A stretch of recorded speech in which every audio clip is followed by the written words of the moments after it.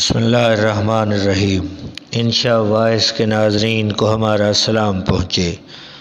فلسطین کی آزادی کے لیے سرگرم تنظیم فلسطین لبریشن آرگنائزیشن PLO کے سربراہ یاسر عرفات کو اقوام متحدہ کی جنرل اسمبلی کے اجلاس میں تقریر کرنے کے لیے مدعو کیا گیا تھا۔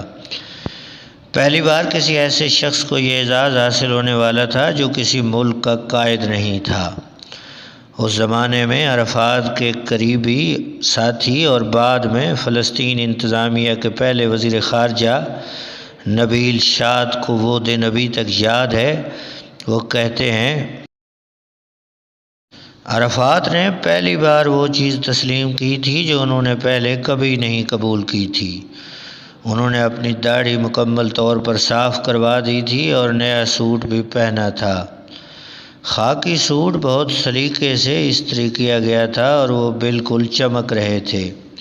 اس دن عرفات نیو یارک ہوائی اڈے سے بذریعہ ہیلی کاپٹر براہ راست اقوام متحدہ کے صدر دفتر پہنچے تھے، لیکن ٹھیک اسی وقت کاروں کا ایک قافلہ اسٹوریا ہوٹل کی طرف روانہ ہوا تھا تاکہ عرفات کے مخالفین کو یہ لگے کہ انہیں کار کے ذریعے اپنے ہوٹل لے جایا جا رہا ہے۔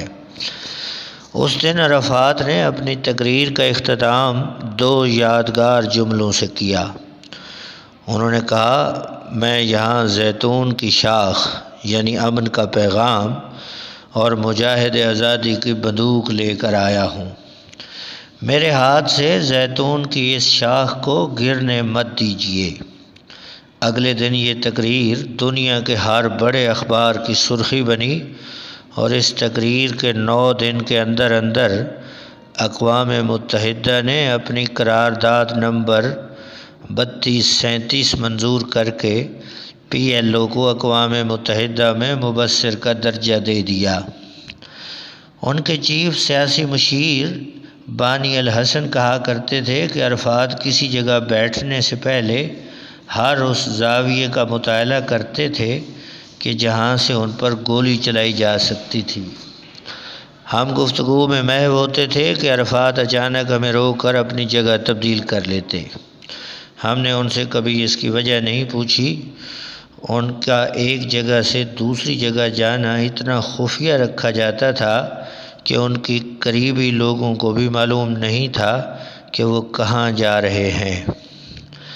یاسر عرفات 2 شفٹ میں سویا کرتے تھے، صبح 4 بجے سے 7 بجے تک اور شام کو 4 سے 6 بجے۔ اس لیے آدھی رات کے وقت عرفات اپنی بہترین فارم میں رہا کرتے تھے۔ عرفات ہمیشہ اپنی کمر میں پستول لٹکا کر چلتے تھے۔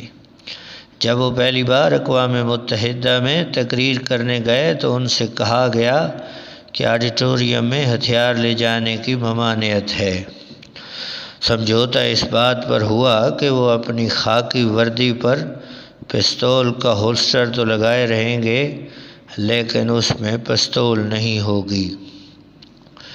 یاسر عرفات بے نظیر بھٹو کے بھی بہت قریب تھے۔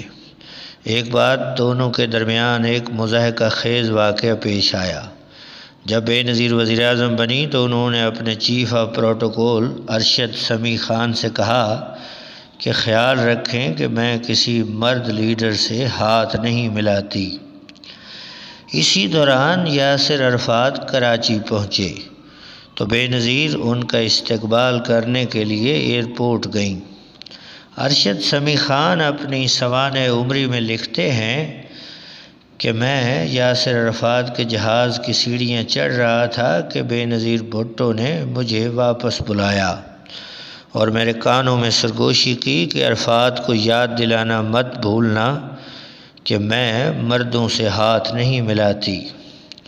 جیسے ہی عرفات سے ملاقات ہوئی، سمیع خان کہتے ہیں کہ میں نے ان سے کہا، ایکسیلنس، بے نظیر بھٹو نیچے آپ کے استقبال کے لیے کھڑی ہیں۔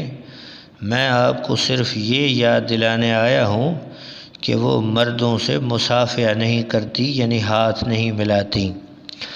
عرفات نے کہا، ہاں مجھے اس بارے میں کئی بار بتایا جا چکا ہے، تاہم پھر بھی یاد دلانے کا شکریہ۔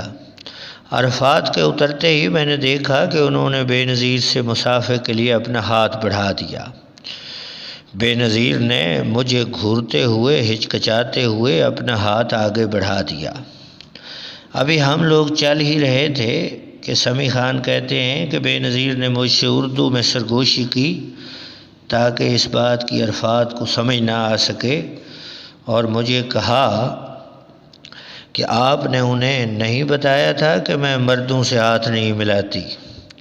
اس سے پہلے کہ میں جواب دیتا، یاسر عرفات نے شرارتی مسکراہٹ کے ساتھ کہا، شکر ادا کریں کہ میں نے آپ کو بوسہ نہیں دیا۔ یہ عربی رسم ہے کہ جو بھی میرے استقبال کے لیے آتا ہے میں اس کے گال چومتا ہوں، ایک بار نہیں 2 بار، دونوں گالوں پر۔ ہم تینوں ہنس پڑے اور سلامی والے سٹیج کی طرف بڑھ گئے۔ ناظرین، یہ تھی آج کی تاریخی ویڈیو۔ اس قسم کے ویڈیوز کے لیے نئے دوستوں سے گزارش ہے کہ ہمارے چینل کو ضرور سبسکرائب کریں، بیل آئیکن کو پریس کریں۔ بہت شکریہ۔